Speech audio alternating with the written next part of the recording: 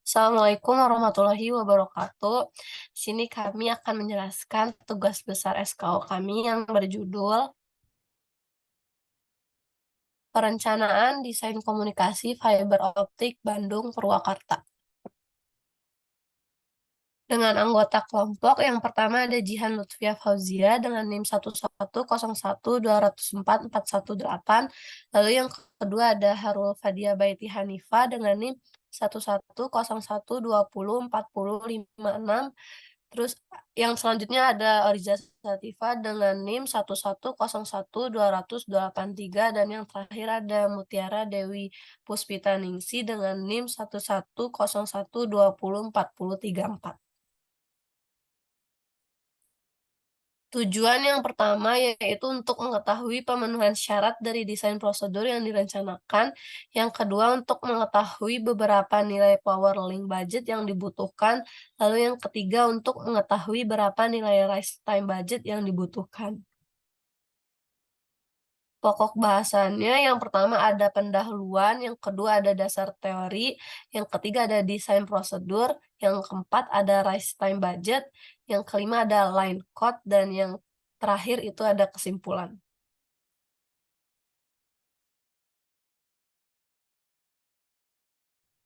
Pendahuluan. Fiber optik adalah saluran transmisi atau sejenis kabel yang terbuat dari kaca atau plastik yang sangat halus dan lebih kecil dari selai rambut, dan dapat digunakan untuk mentransmisikan sinyal cahaya dari suatu tempat ke tempat lain. Teknologi ini banyak dipilih orang karena merupakan media pengirim data paling efektif, memiliki tingkat loss data dan gangguan yang rendah jika dibandingkan dengan kabel tembaga yang bisa mengangkut data sampai 1,5 Mbps untuk jarak dekat kurang dari 2,5 km. Kabel serat optik bisa mengangkut data hingga 2,5 Gbps untuk jarak yang lebih jauh 200 km. Artinya, dengan jarak 80 kali lebih panjang, kabel serat optik mampu mengangkut data lebih dari 1.500 kali kemampuan kabel tembaga. Maka dari itu, akan dilakukan upaya perancangan desain komunikasi fiber optik yang meliputi nilai power link budget dan rise time budget yang dibutuhkan. Pada perancangan ini difokuskan untuk merancang desain fiber optik dari antar STO di Kota Jawa Barat dengan jarak 69 km.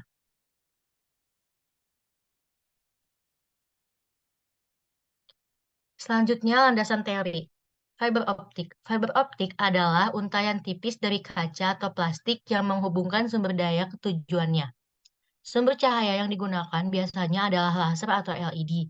Fiber optik memiliki diameter kurang lebih 120 makrometer dan memiliki kecepatan transmisi yang sangat tinggi sehingga sangat bagus digunakan sebagai saluran komunikasi.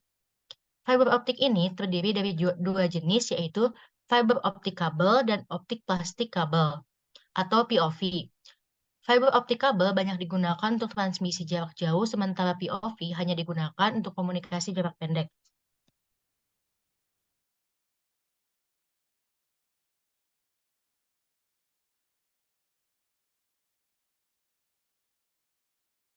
Jaringan point-to-point dan point-to-multipoint.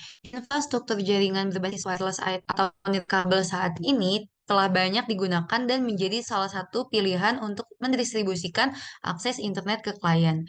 Jika dilihat dari segi pendistribusian akses ke klien, maka jaringan wireless bisa dibedakan menjadi dua, yaitu point-to-point dan point-to-multipoint. Sehingga gambarnya ada yang di sebelah kanan dan kiri. Lalu di sini landasan teori untuk point to point dan point to multipoint. Point to point merupakan salah satu WAN protokol selain HDLC. HDLC. Point to point ini menggunakan skema dua titik seperti sebutannya, yaitu point to point. Artinya, protokol ini digunakan untuk mengkoneksikan atau menghubungkan dua device dalam satu jaringan. Selain itu, point to point ini bersifat open standard. Lalu, point to multipoint merupakan koneksi antar beberapa perangkat atau lebih dalam satu lingkup jaringan yang digunakan bersamaan. Maksudnya, satu base station memberikan pelayanan pada ratusan pelanggan yang berbeda-beda, baik layanan yang menyangkut bandwidth atau layanan lainnya yang telah disediakan.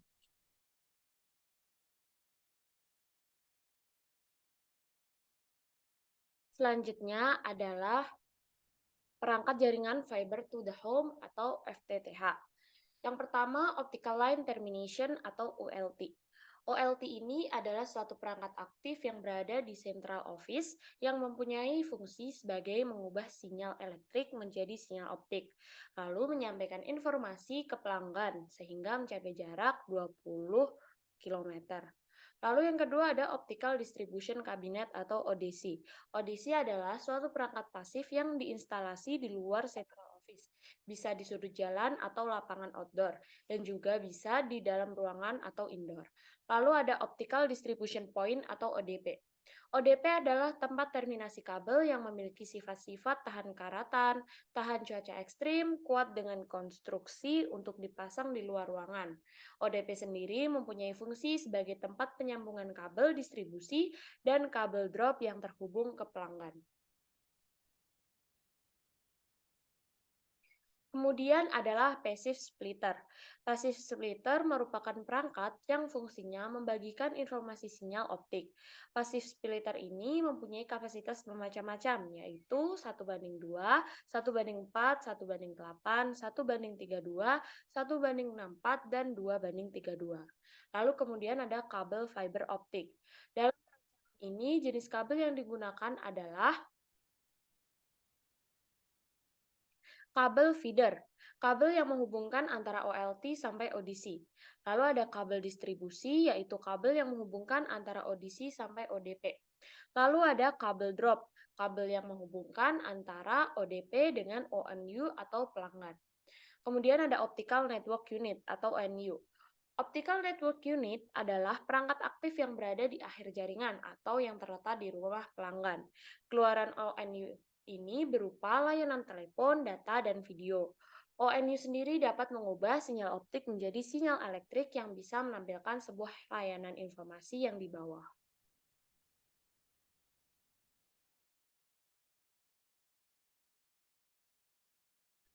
Selanjutnya, desain prosedur. Di sini ada map route-nya. Untuk perancangan desain fiber optik, kami akan menempatkan titik awal di STO Bandung dan titik akhirnya itu di STO Purwakarta dengan jaraknya 69 km.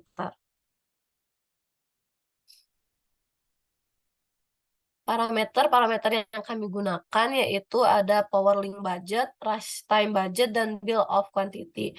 Untuk power link budget itu sendiri adalah parameter yang bertujuan untuk menghitung anggaran atau budget yang dibutuhkan receiver sehingga daya yang diterima tidak kurang dari sensitivitas minimum. Dengan rumusnya PR sama dengan PS dikurang AT. Dengan AT itu sendiri yaitu 2 alpha C ditambah N alpha SP ditambah alpha F L ditambah MS. Berdasarkan standar ITU G984, perancangan dikatakan berhasil apabila PRX-nya itu sensitivitas penerima. Untuk rise time budget sendiri itu adalah parameter yang digunakan untuk menentukan batas limit dispersi atau pelebaran pulsa yang terjadi pada serat optik. Untuk menghitung nilai TB atau rise time bit rate-nya itu dengan rumus 1/bitrate.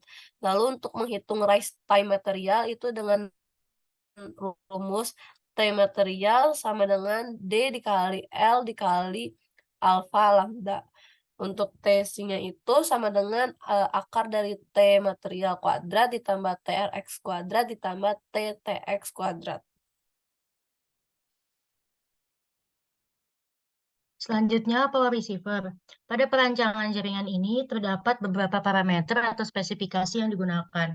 Di antara lain ada bitrate dengan nilai 2,5 Gbps, kemudian jarak sejauh 69 km, kemudian ada laser diode, di antaranya ada output power senilai 3 dBm, kemudian rise time 35 ps, dispersion 3 ps, dan spectral width 0,5 nm.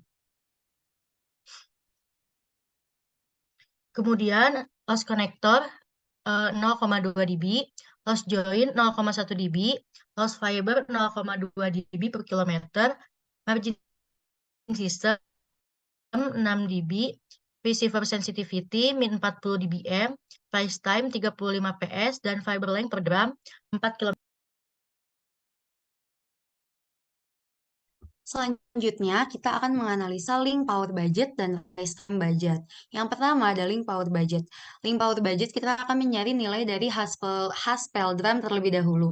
Haspel-Dram yaitu nilai L atau jarak dibagi fiber length per dram. Tadi kan kita cari nilai jarak dari Bandung sampai Purwakarta itu adalah 69.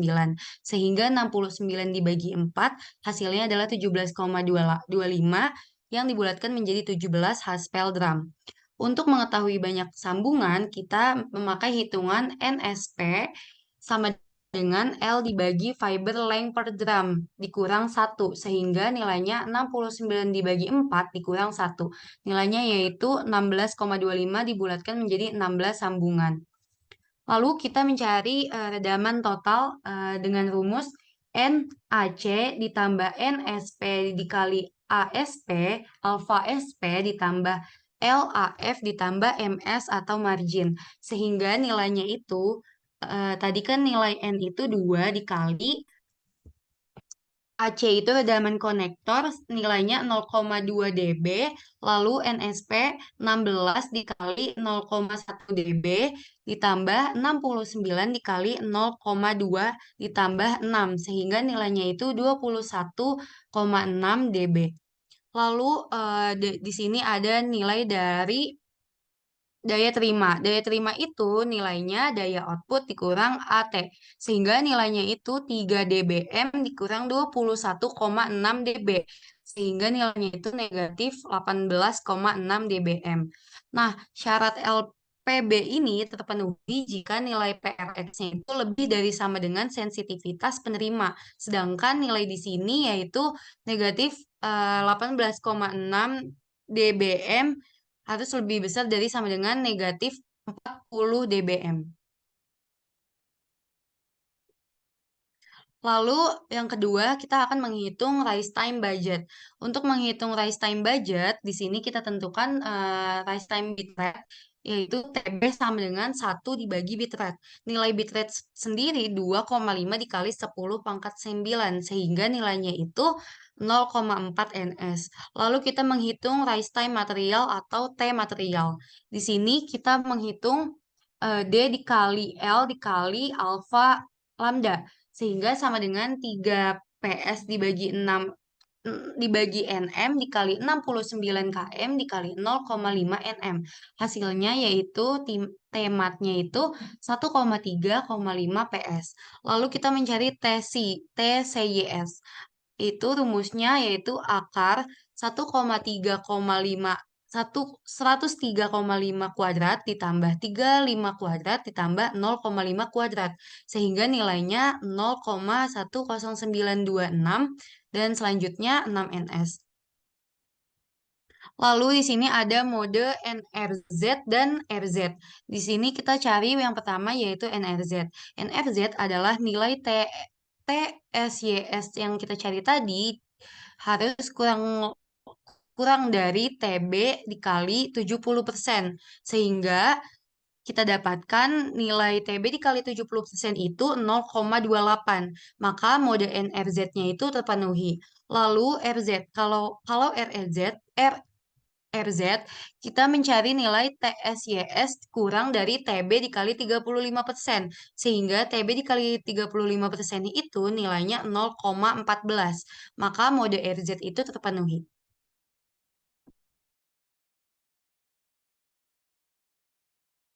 Kemudian ada Bill of Quality. Nah, untuk Bill of Quality itu untuk perancangan point-to-point Bandung sampai Purwakarta. Yang pertama ada Haspel atau drum. Rumusnya adalah L per fiber length per drum. L dengan nilai 69 dibagi fiber length per drum dengan nilai 4 sama dengan 17,25 atau 17 Haspel drum. Lalu ada splicing. Splicing di sini rumusnya sama, L per fiber length per drum dikurangi 1. Sama dengan 69 dibagi 4 dikurangi 1 adalah 16. Lalu ada jumlah tiang. Jumlah tiang di sini L per 50 meter. Sama dengan 69.000 meter dibagi 50 meter ada 1.380 tiang.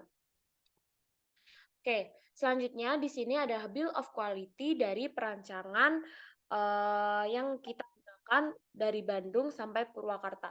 Yang pertama adalah kabel drum atau Hestel. Kita membutuhkan 17 dengan total 15.300.000. Lalu kemudian ada splicer dengan banyak 16, harganya 31.200.000.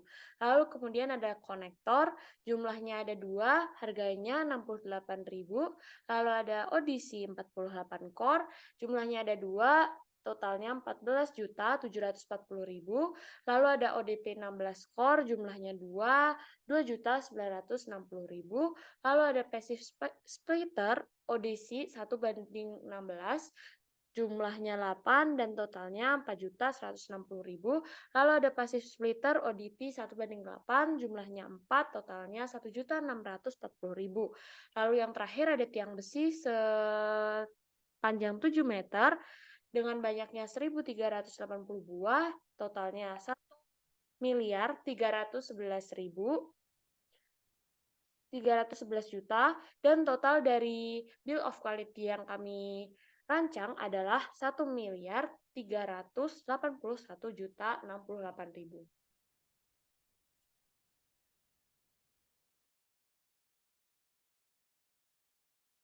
Kesimpulan,